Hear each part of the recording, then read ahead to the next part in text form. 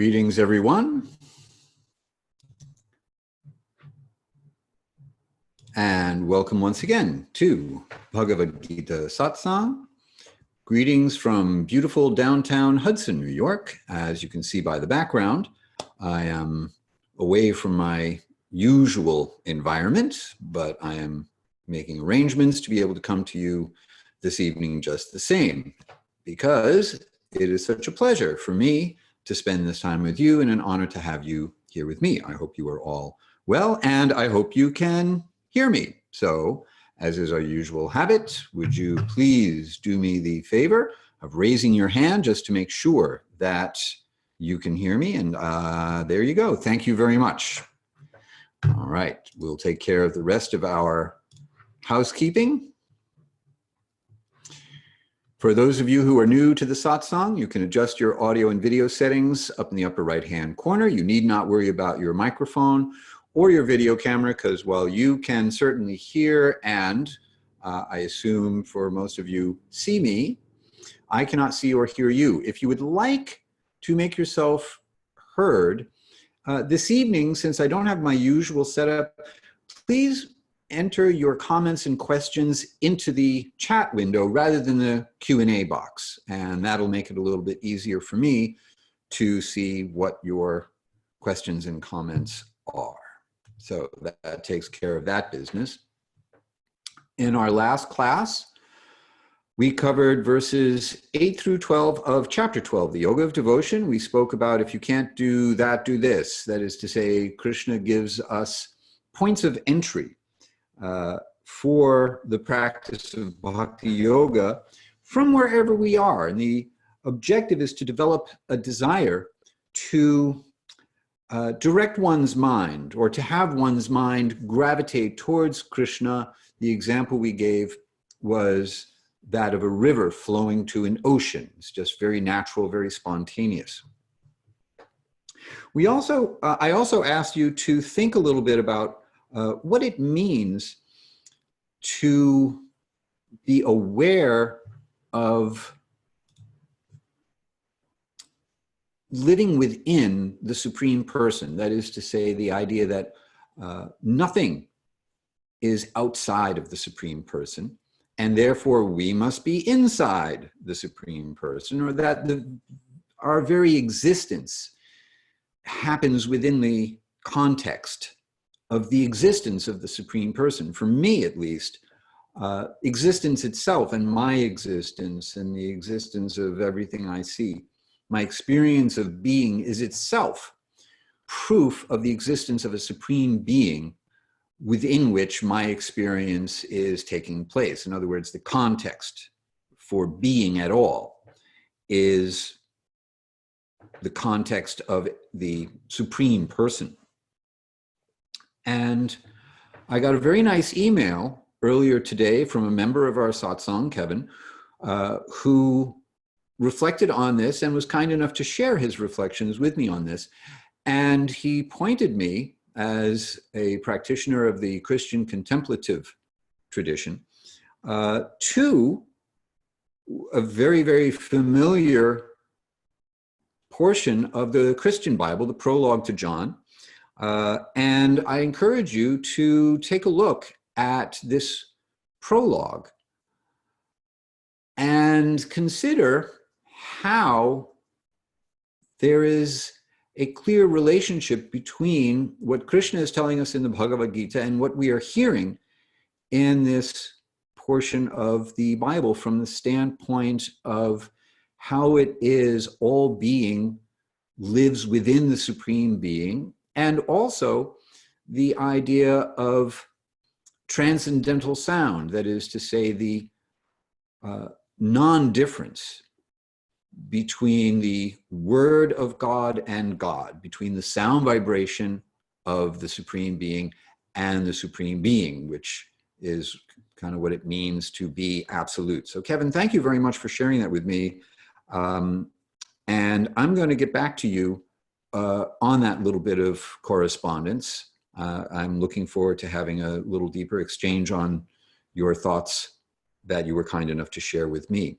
And I encourage everyone to go ahead and take a look at those that portion and see this correspondence for yourself and give it some thought. See how these things go together for you. So that was last week. This week, we're going to finish up chapter 12. We're going to look at some of the characteristics that Krishna lays out as being symptomatic of one who is actually in a very advanced stage of devotional yoga. So we're going to talk about, or Krishna is going to speak about, qualities of a person who has made considerable progress along this path. But then at the very end, you'll see a little subtle difference. And I will, as is my duty, I think, point out what that difference is.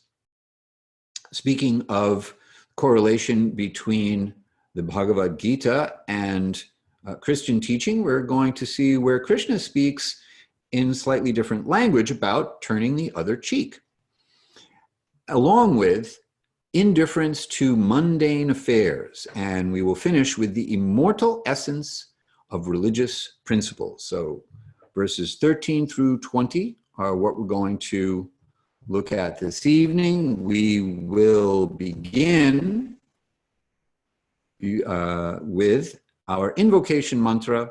For those of you who are new to the Sanskrit diacritical marks, the dot over the M indicates that we close the back of our tongues to the back of the roof of our mouths at the same time that we bring our lips together. The bar across a vowel indicates an open and slightly elongated version of that vowel, as opposed to a short version of the vowel where there is no bar present. So I will chant and you can chant back. Om Namo Bhagavate Vasudevaya.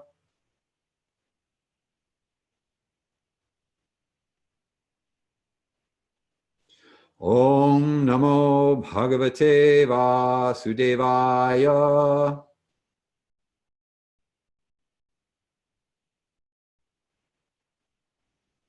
Om Namo Bhagavate Vasudevaya.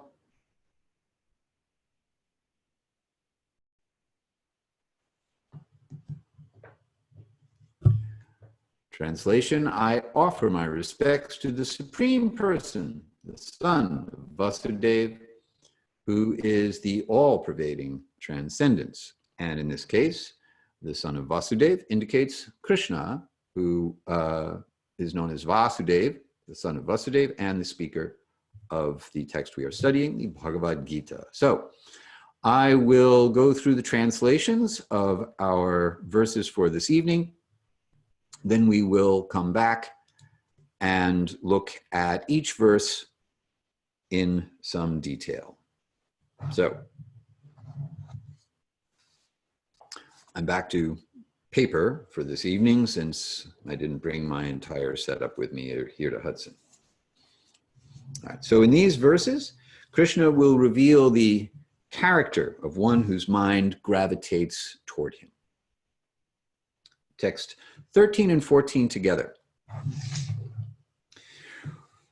One who is free from envy, who is a kind friend to all living beings, who is not controlled by illusory conceptions of I and mine, who is equipoised in both happiness and distress, who is quick to forgive and remains always satisfied, who offers service to me with determination and devotion, whose mind and intelligence are fully invested in me.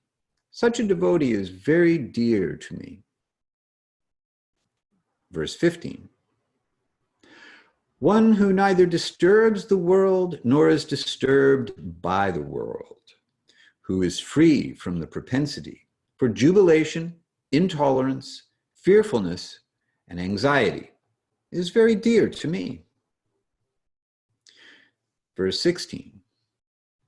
One who is impartial, pure, skillful, free from anxiety and distress, and who has renounced striving for some result. Such a devotee of mine is very dear to me. Verse 17. One who neither rejoices nor grieves, who neither laments nor desires, and who renounces both pleasant and unpleasant things. Such a devotee is very dear to me. Texts 18 and 19 together.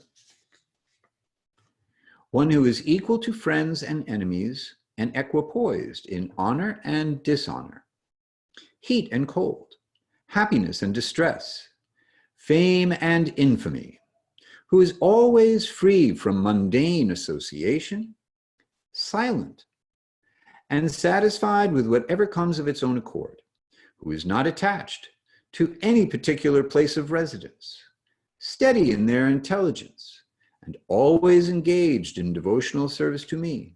Such a person is very dear to me. And text 20. Indeed, those who revere this immortal essence of religious principles that I have spoken, and who with full faith completely engages themselves in making me the supreme goal of their lives, are very deeply loved by me. All right. So if you have any questions or comments at any time, please this evening put them in the chat window rather than in the Q&A box. I don't have my usual setup this evening as I am away from home, and it will make it a lot easier for me to see your questions and reply to them or your comments if you put them in the chat. So thank you very much for your cooperation. Now, let's return to verses 13 and 14, and let's speak about them in a little more detail. So once again, one who is free from envy. You may recall earlier in the Bhagavad-gita that we discussed the Gita's equivalent of original sin. That is to say, the question arises, if our original natural condition is one of pure spiritual being, how did we get here in the material world with a material body and find ourselves subject to various difficulties that are completely unnatural to a pure, eternal, spiritual being? The answer to this question is envy and resentment. Somehow or other, we have developed a kind of spiritual disease. And the root cause of this spiritual disease, the symptom as well, is envy. We want to be powerful. Krishna is all powerful. We want to be famous. The Supreme Person is the most famous. We want to be rich. The Supreme Person owns everything, is the ultimate wealthy person. We want to be beautiful. There is no one more beautiful than Krishna. Whatever opulence we may desire is found in its completeness in Krishna. And therefore our pneumopathology, our spiritual diseased condition, is based on wanting what Krishna has, but for ourselves, without Krishna being around, without the Supreme Person being around. So naturally, since this envy is the root cause of our material entanglement, or the seed of our material consciousness, then naturally one who is free from envy is going to be very dear to Krishna. This is very easy to understand on our own human level. If someone's envious of us and you can feel that envy, that creates distance. It's hard to feel favorably inclined towards someone who's envious of you. So this just makes sense on a basic psychological level. And we also heard earlier that the absence of envy is Arjuna's qualification for hearing the Bhagavad-gita. Krishna tells him, because you are never envious of me, I am sharing this secret of yoga with you.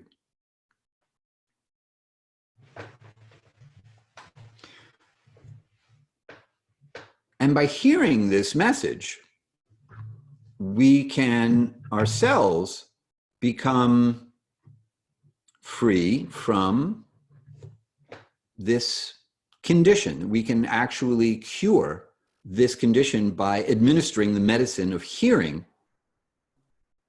this transcendental knowledge from Krishna. In fact, because somehow or other we are coming in contact with these teachings, we have developed some desire to purify our hearts and elevate our consciousness by hearing transcendental knowledge. That by itself means the patient is getting better. And by continuing to take the medicine according to the prescription on the label, our condition, we can only reasonably expect that our condition will continue to improve. The next characteristic is one who is a kind friend to all living beings. So this is ahimsa. Nonviolence, or the positive, the flip side of nonviolence, is kindness, compassion, generosity. So one who is a kind friend to all beings, which means that we understand that all beings also reside within the Supreme Being, that they are also spiritual beings just like us. They just happen to have a different material body on account of their karma. And the Supreme Person resides within their heart and loves them as much as we are loved by the Supreme Person. Therefore, we are kind to all living beings.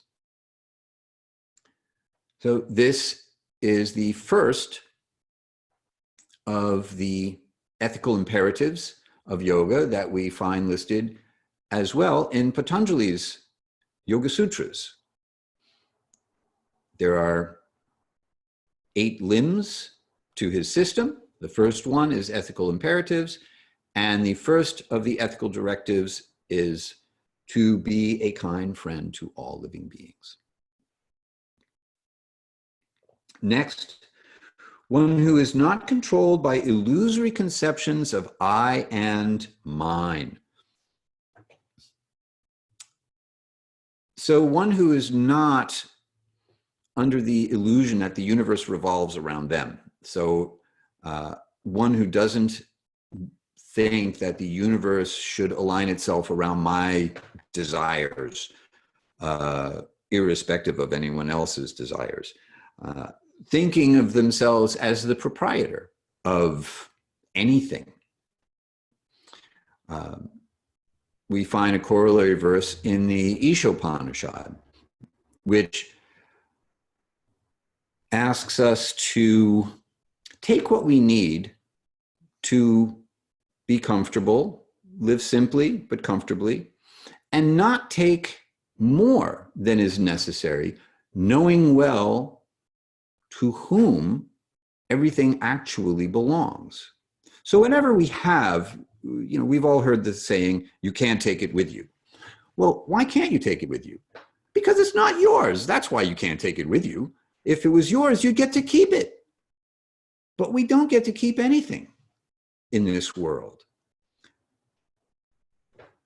because it was never ours in the first place. So to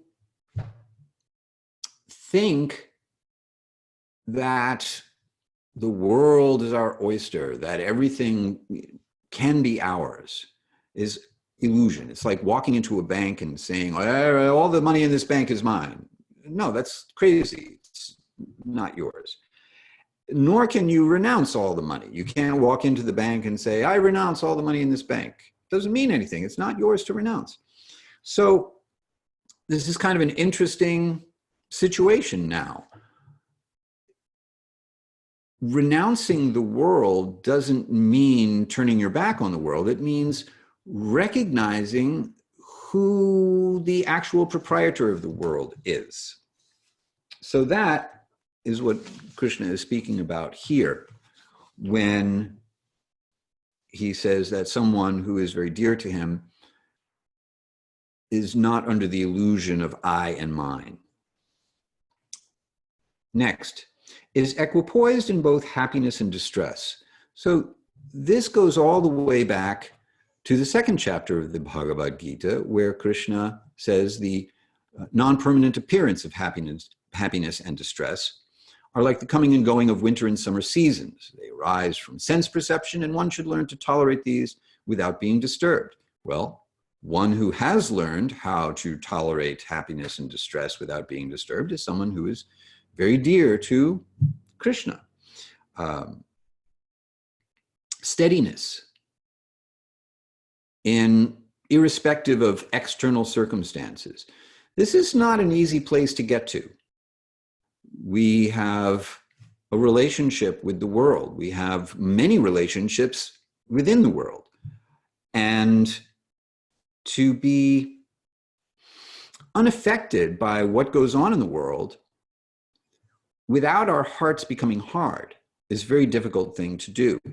So this is not a call for spiritual bypassing. This is not encouragement to become indifferent to the world, but rather to become steady, to understand that it is just the nature of the material world and the nature of our karma, that sometimes happiness will come of its own accord, sometimes unhappiness will come of its own accord. When happiness comes, we accept it. And when unhappiness comes, we also accept it. This is why I said at the beginning that this is an advanced stage, that these are the characteristics of someone who's made quite a bit of progress along the path of bhakti-yoga, yoga in general and bhakti-yoga in particular. Who is quick to forgive and remains always satisfied. So that means not holding a grudge. Who understands that what the nature of relationships are. Sambandha Gyan is the Sanskrit word for knowledge of relationships. So our relationships with different kinds of people, different people in our lives, are all going to change. So if someone offends us out of foolishness or ignorance, we understand that these are not the actions of the spirit soul who's dormant within the material body, but rather the qualities of material nature are interacting in such a way as to produce this phenomenon of this character. And so the person we're forgiving is the spirit soul within, who is unaware of how it is that the modes of material nature are making them in a particular way. Or there may be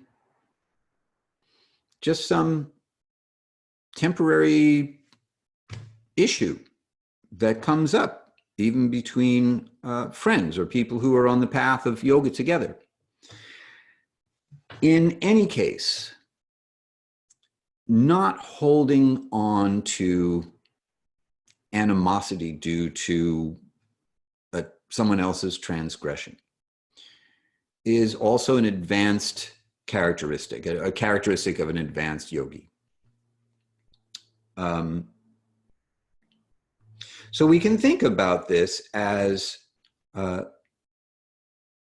something similar to turning the other cheek. The willingness to tolerate the transgressions of others without taking it personally. This will come up again a little bit later.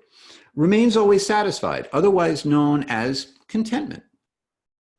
Contentment is one of the niyamas in Patanjali's yoga system. So being satisfied with what is, rather than hankering for what is not, or lamenting for what was that you wish would have been some other way. Living in the present and being able to accept the present as it is.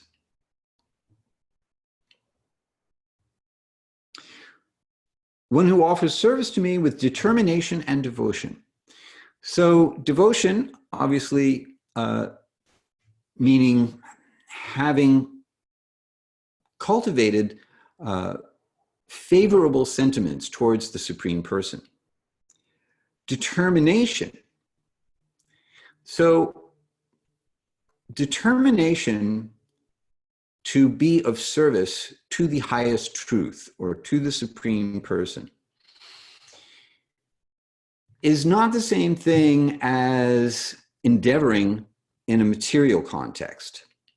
The mode of passion, the quality of material quality of passion, rajagun, means endeavoring very hard to get something and to want to enjoy the result for oneself, or maybe in an extended sense of selfishness, wanting material enjoyment for others. This is not the same thing. The determination to act or to be of service to the Supreme Person is transcendental to the modes altogether. And when one is motivated by devotion, then that determination to engage in service increases. So one can be very enthusiastic about rendering service, and that's not the same thing as the material mode of passion. Whose mind and intelligence are fully invested in me. One whose mind is engaged in constant meditation, always think of me, is the request that Krishna makes of us back in the 10th chapter. And whose intelligence is fully invested in me, that is to say, we actively use our God-given intelligence to figure out how to be of service to God. Once again, this is a gift, not something we manufactured for ourselves. Therefore, by using the intelligence that we have to think, be imaginative, be creative, there's unlimited ways that one can be of service, and that in such a way that that service is favorable. How can I use my intelligence to think of ways to be of service to the Supreme Person? So that's our first two verses, 13 and 14. This brings us now to verse 15. And this raises the bar even a little more. One who neither disturbs the world nor is disturbed by the world. This is really challenging for me because I'm disturbed by everybody in the world. And I catch myself all the time being disturbed by the world. And the world is disturbing. If you look at the world from any objective position, it's pretty easy to see that the world is disturbed. Everyone is disturbed. The Srimad Bhagavatam, the graduate study of the Bhagavad-gita, describes in the very beginning that in this particular season of time, the age of Kali, the iron age of quarrel and hypocrisy, one of the symptoms of this age is that everyone is always disturbed. And the world is in a disturbing condition. So how can you be in the world without being disturbed by it? By understanding what it is. And as we move into the next section of the Bhagavad Gita, which is generally considered to be the section dealing with jnana yoga, or the yoga of knowledge, Arjuna will ask faith-based questions about the nature of the world in order to understand the world so as to be able to move through the world without being a disturbance to the world, even though he is acting, and to not be disturbed by the world, even though the world is full of disturbed people being disturbing. And before we move on, I just want to acknowledge some comments in the chat. Nia, thank you very much. And Kate, yeah, this section of the Gita always reminds you of the biblical text, John, to be in the world, but not of the world. Yeah, and we had an earlier reference to the prologue of that same portion of the Bible. So, yeah, don't just stop at the prologue, read on, and you may find many correlations. Thank you very much.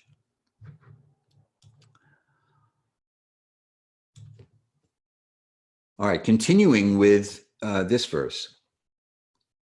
Who is free from the propensity for jubilation, intolerance, fearfulness, and anxiety. Someone like that is very dear to me. We'll take these one at a time. Free from the propensity for jubilation. Jubilation for some material gain is an indication of attachment and a kind of, well, what happens when the thing that you're jubilant about disappears? Well, you know, then you're going to be the opposite of jubilant. You'll be sad or miserable. When one understands, as we spoke earlier, that things come and go, sometimes things are happy, sometimes things are not, then you just don't get that excited about material good fortune, nor do you get that bent out of shape about material bad fortune for yourself, nor do you get that bent out of shape about the good fortune or misfortune of others. That doesn't mean that you don't try to do the right thing. And as we move through these verses, I'm going to make this a little more clear. What this means is having things in the proper perspective. It's the material world. And attachment to the material world means entanglement in the material world. And those who are dear to Krishna are those who are free from this entanglement and the kind of activities that lead to this entanglement. We'll get a little deeper into this as we go along, because I don't want you to mistake this for, as I said earlier, indifference. Intolerance. So someone who is free from the propensity for intolerance. So there's a lot of different aspects to intolerance. The opposite of intolerance is tolerance, acceptance. you tolerate those things that you can't get away from.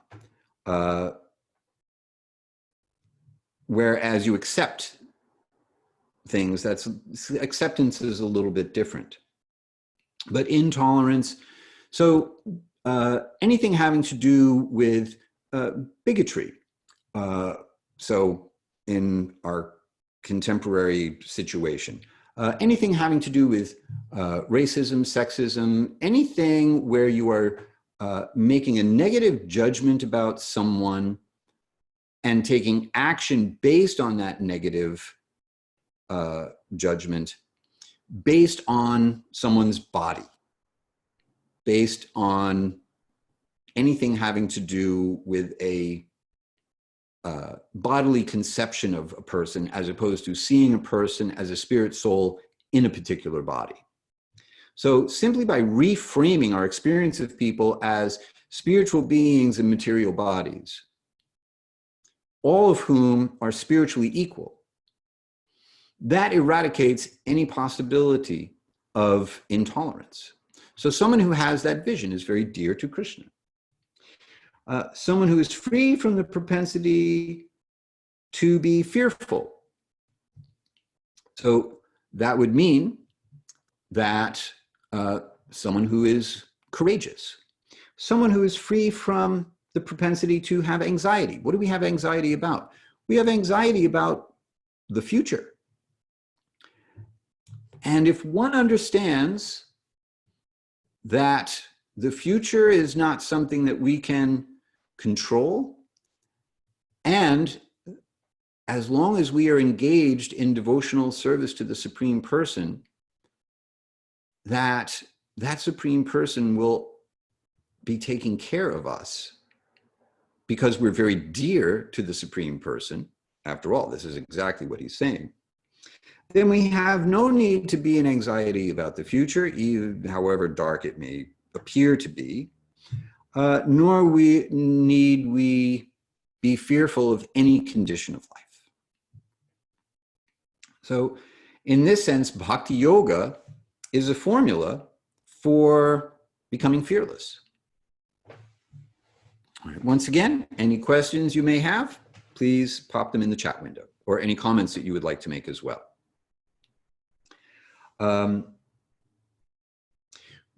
Moving on to the next verse. This is now 16.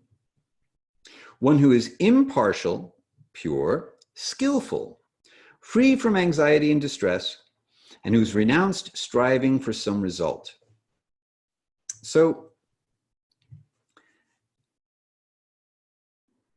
impartial means not taking a side based on some material calculation, but rather someone at this stage of devotion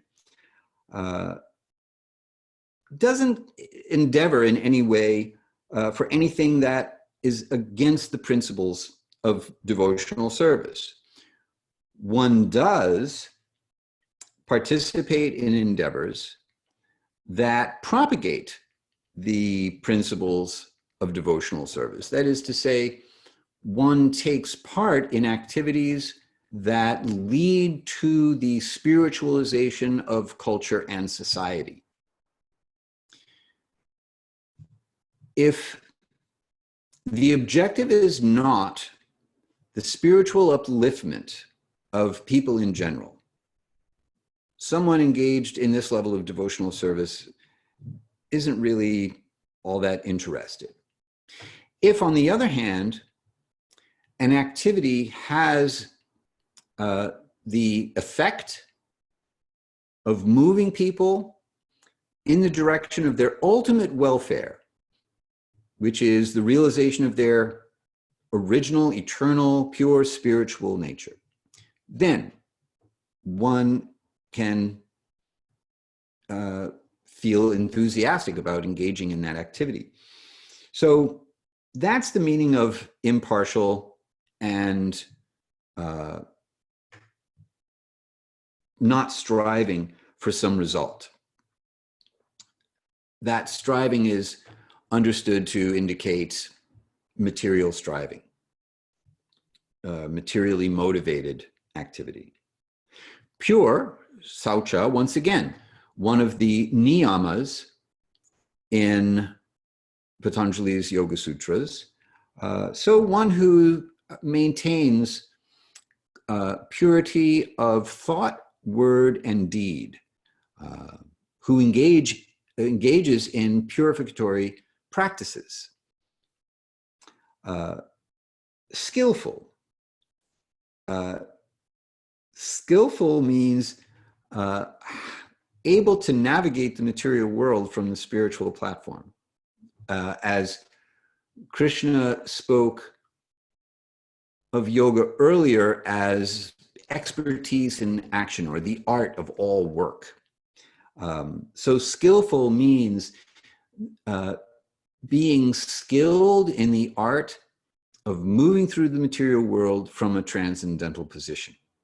Not that you're expert at a particular craft necessarily, but real skill means being able to take any craft and dovetail the execution of that craft towards one's spiritual upliftment or the spiritual upliftment of others. All right, in the chat.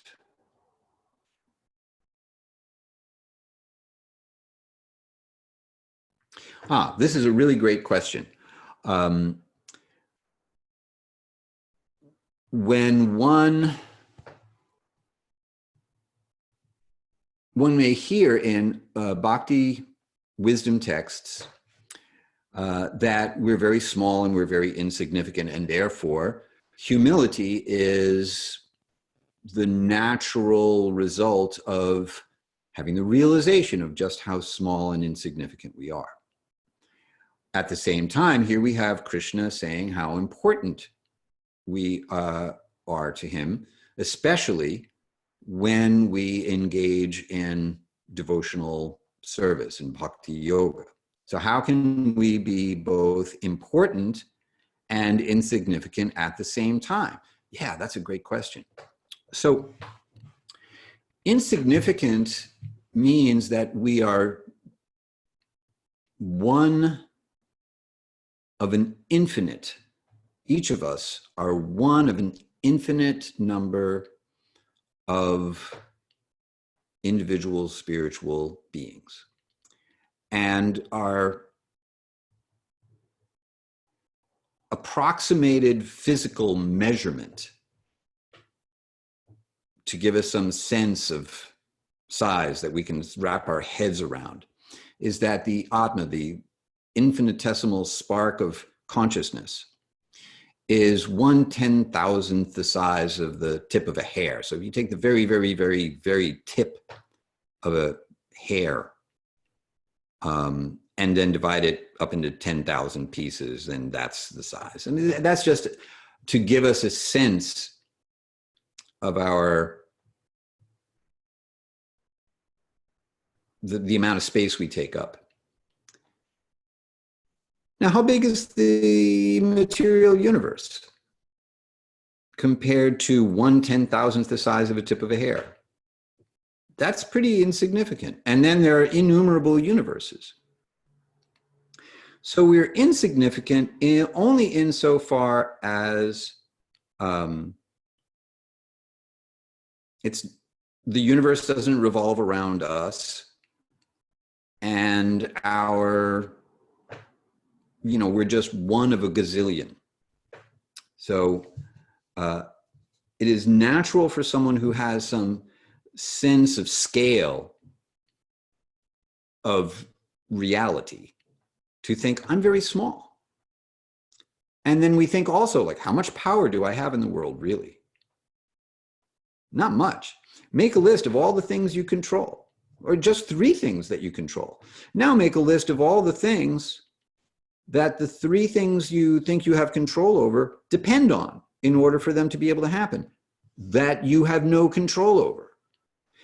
And you find very quickly that the idea that we have control over anything is an illusion, because so many things that we have no control over are actually going to determine whether or not the thing we think we have control over can happen.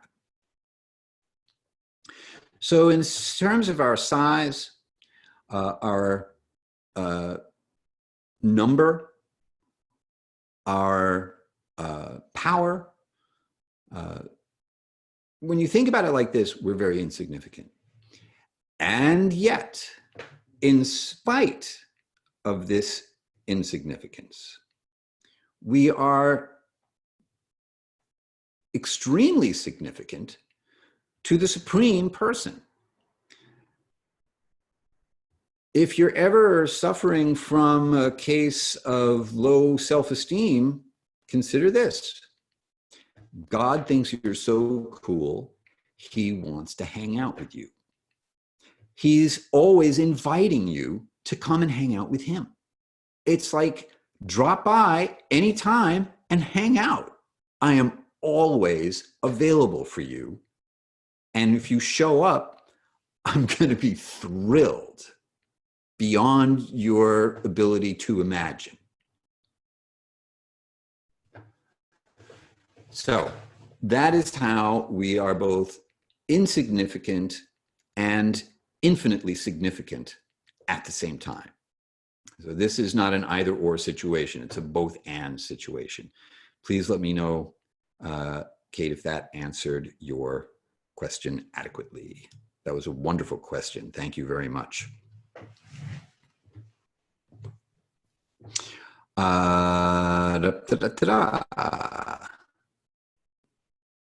Yes, but in the chat, you're Kate.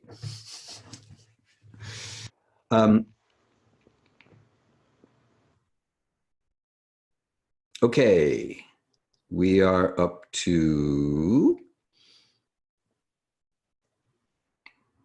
where? 17.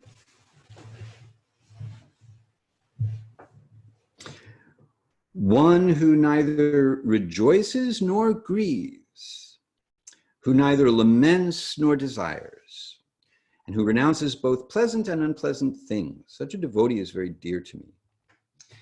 So this may sound like it's coming from the Department of Redundancy Department.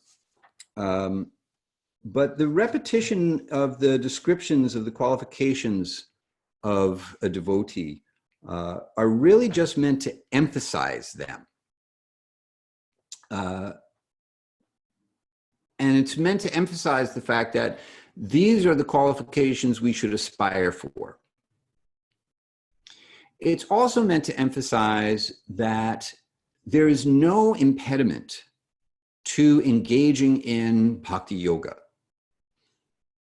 Any situation, whether it's a happy situation or a sad situation, a comfortable situation or an uncomfortable situation, no matter what the material situation is, there's always an opportunity to engage in bhakti yoga in some form or fashion, rather through physical action or through mental action or intellectual action or emotional action. On some level, physical or metaphysical, there's always an opportunity to try to engage in bhakti yoga. And this is actually one of the characteristics of one who is dear to Krishna, that they endeavor to engage in devotional circumstance, service under any and all circumstances. So that's where your repetition comes in. All right. Verses 18 and 19. One who is equal to friends and enemies and equipoised in honor and dishonor. So treating those who are friendly to you as eternal spirit souls, and enemies also as eternal spirit souls. So this equanimity doesn't mean you treat everyone exactly the same way. You still use good judgment in terms of how you engage with people. Patanjali gives some useful instructions that are also to be found in the Gita. You're indifferent to the wicked. You're happy for those who are experiencing happiness.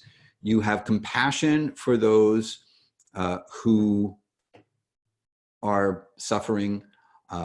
You engage with people in different ways according to the nature of the relationship, but you don't think of someone who's your enemy as your enemy, and someone who is your friend as someone who's not, in other words, either way, you got spirit soul and another spirit soul, and you see them both the same, even though you don't act towards them in the same way according to the nature of how things are manifesting. Honor and dishonor. One does not seek respect of others, is always anxious to offer honor to others, but is never interested in acquiring honor from others. And if some insult is sent your way, whatever, not affected. So once again, heat, cold, happiness and distress, fame or infamy, free from mundane association. So what this means is not interacting with people, places, and things that are going to negatively impact your devotional consciousness or your spiritual consciousness. So choosing who you hang out with, where you hang out, when you go to places, what places you go to, etc., is all determined not by what will be pleasing to the senses or gratifying to the ego, but rather, how is it going to affect my consciousness? Is it going to be uplifting to my consciousness, reinforcing my determination to engage in yoga?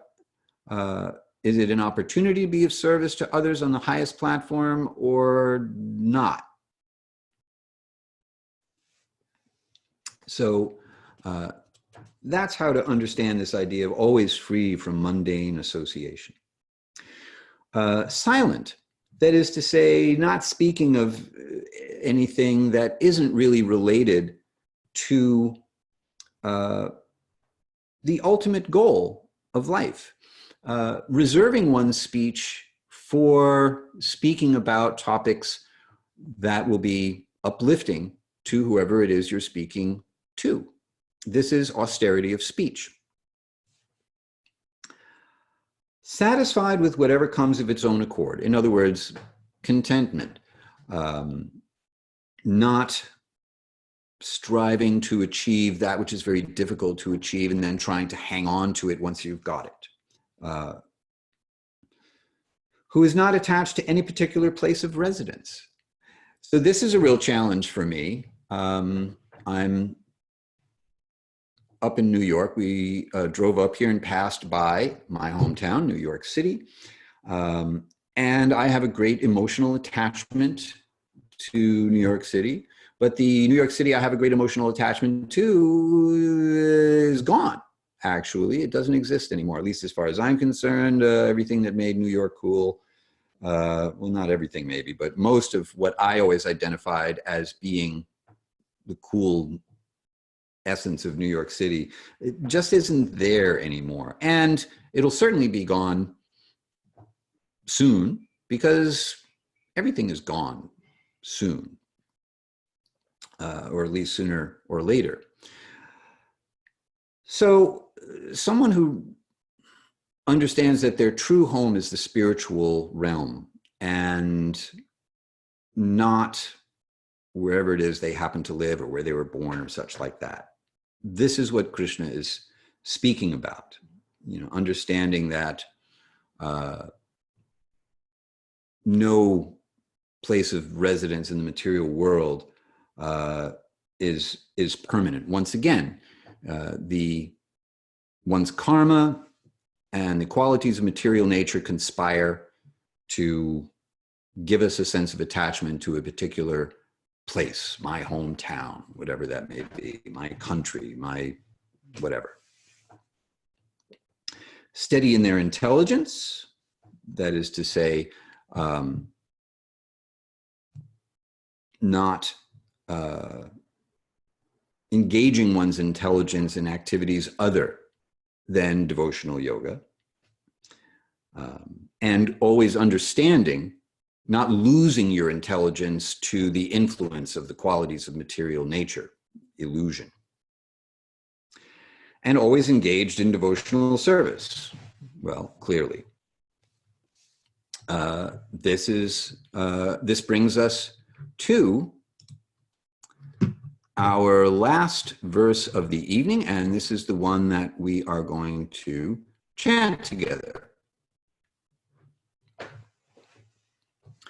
So we're heading into the home stretch of our time together. Just quickly, once again, bars across vowels indicate a long and open version of the vowel. A dot under an R indicates a R sound, so not an R sound with top teeth past bottom lip, but a R sound, top of your tongue reaching back toward the center of the roof of your mouth. R.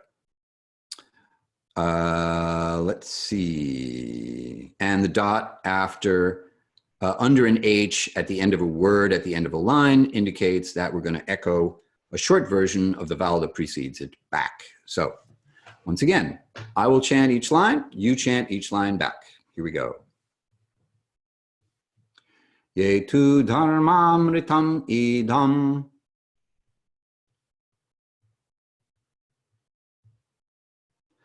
yatoktam paryupasate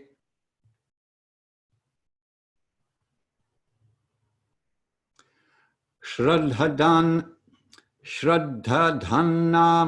matparama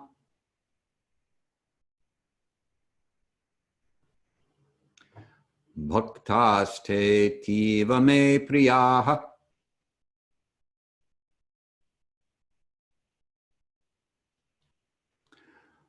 The diacritical mark that I missed is the accent mark over the S at the beginning of the third line, Shraddhadhana.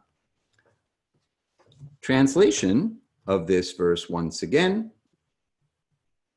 Indeed, those who revere this immortal essence of religious principles that I have spoken, and who, with full faith, completely engage themselves in making me the supreme goal of their lives, are deeply loved by me. So the distinction here in this verse, as opposed to the other verses that I mentioned earlier, is this.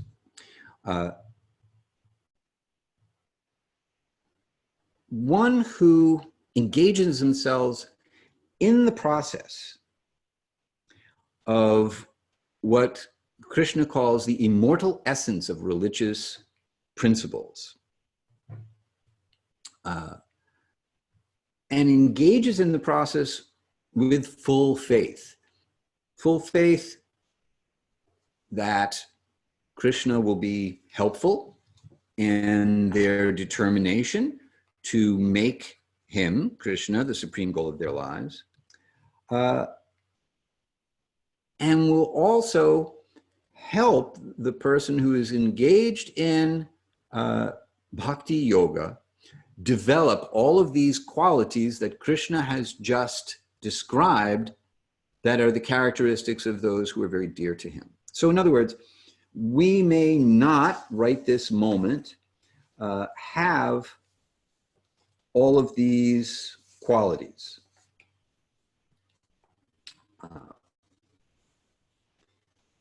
But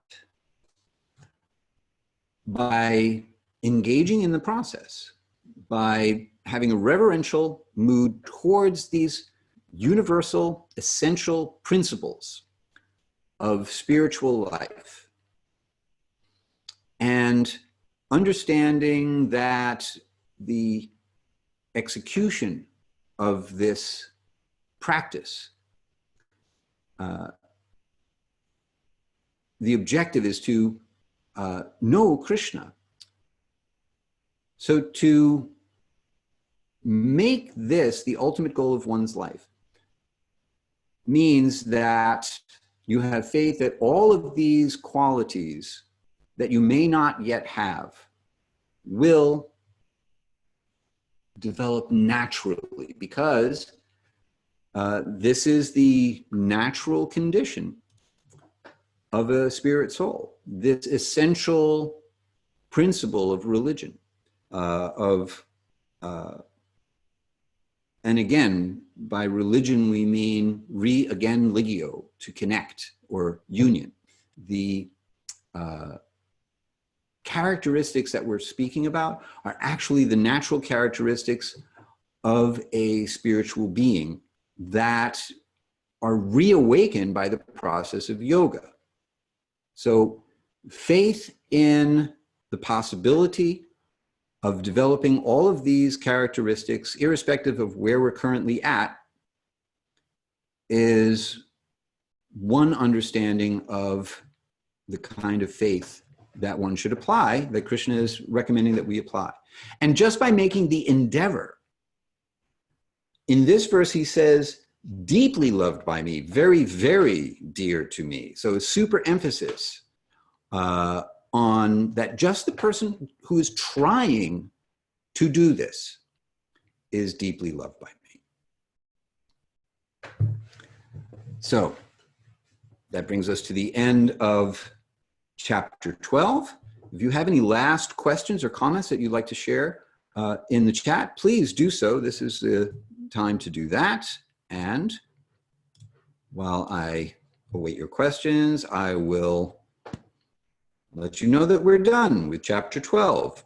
A relatively short chapter. We've spoken about the characteristics of Krishna's devotees and a little bit about being equipoised in happiness and distress, treating friends and enemies the same, indifference to mundane affairs and mundane association, and how just endeavoring to act on the basis of the immortal essence of the principles of Dharma, translated in this case as religion, that's going to make one very, very dear to Krishna, and therefore he will be inclined to give us all the help we need in order to make progress on this path.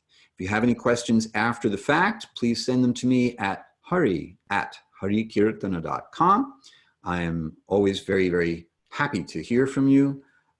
So please do not hesitate if you have any comments or questions or realizations that you would like to share with me. Thank you very much. I'm glad you enjoyed the class. Next week, we begin chapter 13, the yoga of reflection on spirit and matter. So as I alluded to earlier, chapter 13 begins the last section, the last 6 chapters of the Bhagavad-gita. This section will be knowledge of the world, understanding how the world works so that we can move through it in such a way as to develop all of these qualities. So these are very practical instructions on how to see the world through the lens of these essential principles that Krishna has laid out. So we're going to hear more faith-based questions from Arjuna. We will talk about the field and the knower of the field. Don't be surprised if I find a way to work the field of dreams into this. And we will speak about the doctrine of transformation of energies in the Vedanta Sutra and its relationship to what Krishna is speaking about in the Bhagavad-gita. We will discuss verses 1 through 7. And that's what we've got for this evening. So thank you very, very much for sticking around for an extra few minutes. I am always very happy to see you here and know that you are there. even if you are not here now, although for you it is now. Enough of that. Have a nice night, and I look forward to seeing you next time. You're very, very welcome.